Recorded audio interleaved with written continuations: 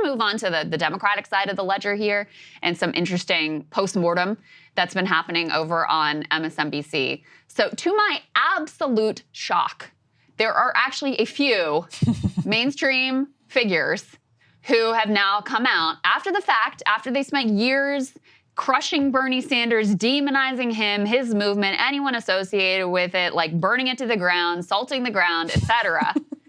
After all of that, now suddenly, you know, that guy Bernie Sanders, maybe he had a point. So here's James Carville on MSNBC with Ari Melber. Let's take a listen. So you, as Mr. It's the Economy Stupid, was this an economy election? And if so, is Sanders right that on populist, working class, kitchen table issues, the Dems didn't do enough? Well, what he is not right about, Democrats have done a number of things for working people. I mean, Obamacare expanded health care for 23 million more people than had it before. A lot of things in President Biden's Build Back Better program created millions of jobs for working people. But I think Senator Sanders has some of a point here. And that is, there were things we could have run on harder that have effect. The minimum wage. It passes everywhere by 70%. I mean, I know that President Biden was for it and Harris was for it, but we didn't put it front and center. What about taxing the incomes over $400,000 and taking that money and put it in a first-time home buyer's mortgage relief fund? I mean, there were things that Senator Sanders would favor that we could have put more front and center. Now, you know, there are a lot of things that are just popular that Democrats are for, and they're popular with every kind of Democrat in the country. They also happen to be popular with independents and even some Republicans.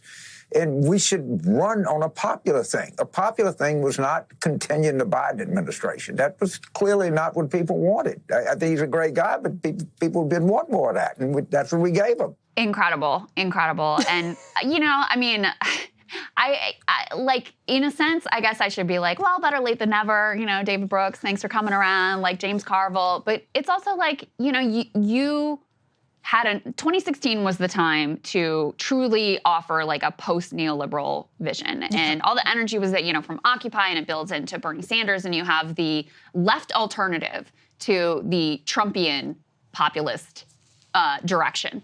And they just, people like him went above and beyond. I mean, they fought Bernie Sanders far harder than they ever fought Donald Trump. And so at this point, it's like, you know, I hope it's not too late, but I kind of think it is. And there is no, Bernie Sanders, he's 83 years old. Like, for him personally, he's still with us. I actually saw him speak last night. And man, he is still sharp as a tack, hasn't lost a step intellectually whatsoever. But he's 83 years old. Like, there has to be a successor to him. There's no one that's obvious that has the same type of just, you know, credibility and appeal that he truly did to independents and some Republicans. And even as James Carville says this thing about like, yeah, there's things that he said that are popular, I think they still don't get that it's not just about like, okay, these policies are popular and like, let's check off the list. Because frankly, Kamala Harris did do some of that, right? She did have a good economic program that she ran a lot of ads about with, you know, anti-price gouging and child tax credit and these other things. It has to be, though, part of a story with villains. And that's the part that the Carvilles and the David Brooks and the whoever of the world are uncomfortable with. Because they rely on the people that would be the villains are like the billionaires, the millionaires, the donor class, the corrupt elite, the rigged media. And when you get to that part, they're like, whoa, whoa, whoa, whoa, whoa. We just want to talk about minimum wage and talk about generally about maybe income inequality. But we don't want to name names about who are the villains here and what systems are the villains here, because that implicates them directly. And that's where the real rub comes in. I can't imagine what it's like for you to watch that on MSNBC now. I mean, sincerely, like, and it has to be what it was like for Pat Buchanan to watch Fox News suddenly start talking differently about trade and foreign policy after Donald Trump came along, right? Like, you were having like serious conversations, like Sean Hannity is having serious conversations about whether he's like a free trade guy or fair trade guy, and like actually platforming some of the stuff that Pat Buchanan was called, you know, anti-Semitic and awful and an extremist for talking about. And then 10 years later, you know, you're having mainstream conversations about some of these ideas on Fox News because of Donald Trump. But like, this is not impressive at all. I mean, it's just people are getting, you know, plaudits right now for being willing to say what James Carville just said. But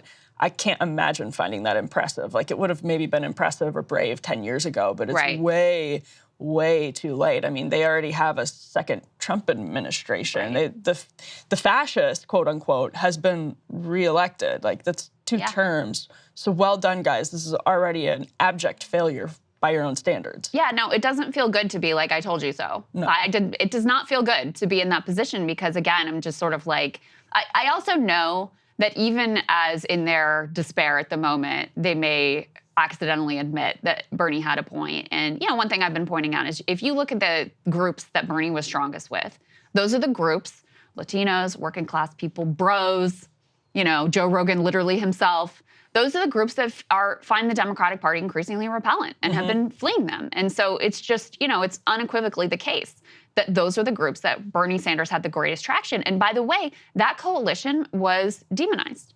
It was demonized. By them. And Bernie himself was demonized as being racist and sexist. And, for the left getting all the blame for identity politics, they're the ones that invented identity politics effectively under the Hillary Clinton campaign to smear Bernie Sanders and, by extension, his entire movement. And, we're going to talk to a young Democrat about the conversation around young men. But part of that conversation has to be the way that the young male supporters of Bernie Sanders were treated and smeared as, toxic, sexist bros who were only there because they were interested in opposing the first historic female president.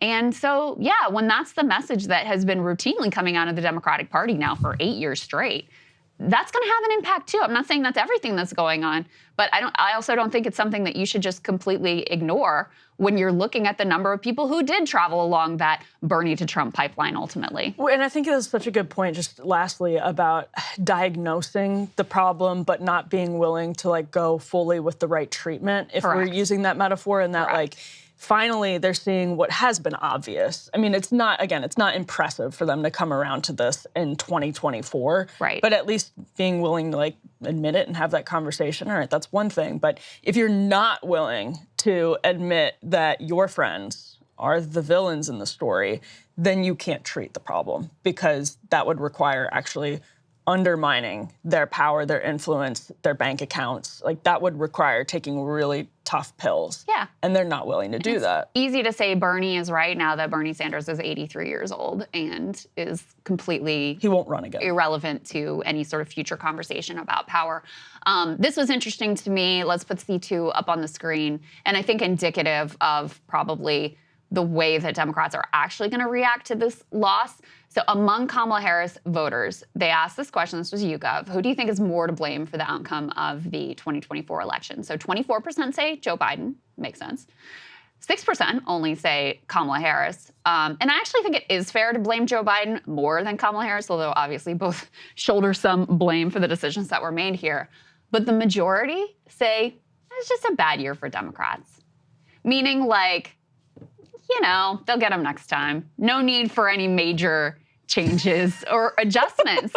And you hear people like Jim Clyburn out there being like, everybody just chill out. It's like, by your own lexicon, the country just elected a fascist. Yep. And you're like, let's just chill out. No big deal. We'll get them next time. So, but I think if this is the way the base feels, and, is being sort of primed to feel by people who say also oh, look, incumbents did bad all around the globe. And look at inflation. Actually, we did better than most parties in power around the country. And it's a unique set of circumstances. And Donald Trump's going to be done after this, blah, blah, blah. We actually came really close in the battleground states.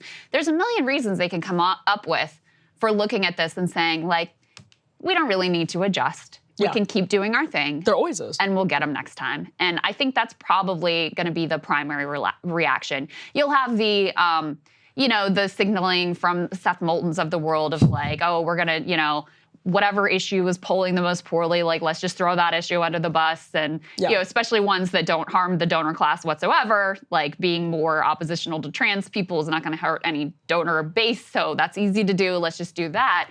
In terms of any sort of dramatic we already know, because they're re-electing the exact same House leadership they've had. There's no conversation about any sort of massive purge. And so, I think they're just going to keep heading in this direction. And this direction, if the trends and the realignments continue, they're screwed. Because right now you might be kind of in the ballgame, but only a third of the country, roughly, of adults has a college degree. So if you're effectively like only winning college degree holders, you are not a contender to be a majority coalition anymore.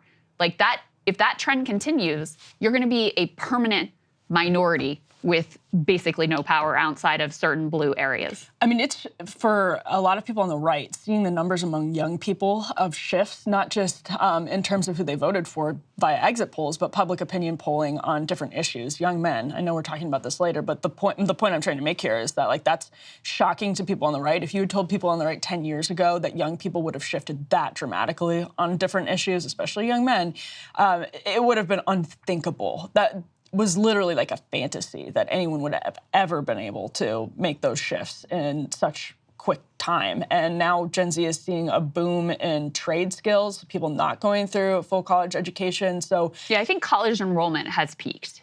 I agree. So like if your projection is like, but more and more people keep getting college degrees, I think that's a faulty assumption. Yeah, I agree with that. And I think we're seeing pretty clear signs that's the case. So, you know, Republicans, I think, are poised, potentially, I agree with Ezra Klein, that they're poised to overinterpret their quote-unquote mandate and overreach.